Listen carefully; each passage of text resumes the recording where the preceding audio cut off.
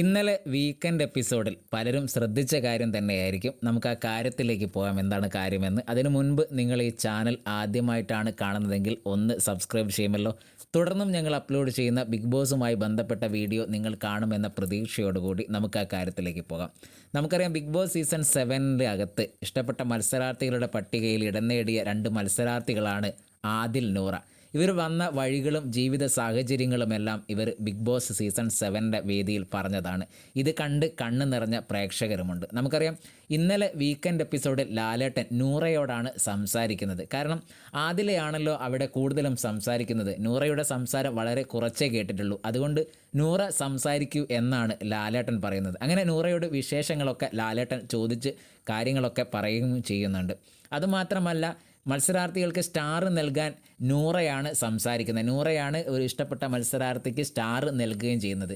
എനിക്ക് നൂറയുടെ സംസാരം കേൾക്കുമ്പോൾ അതിലേക്കാട്ടിലും കൂടുതൽ കാര്യങ്ങൾ ശ്രദ്ധിച്ച് മനസ്സിലാക്കി സംസാരിക്കുന്നത് കുറച്ചും കൂടെ നൂറയാണെന്നും തോന്നുന്നു. അവിടെ നൂറയ്ക്ക് സംസാരിക്കാനുള്ള സ്പേസ് വളരെ കുറവാണ്. കാരണം ആദിലയാണ് സംസാരിക്കുന്നത്.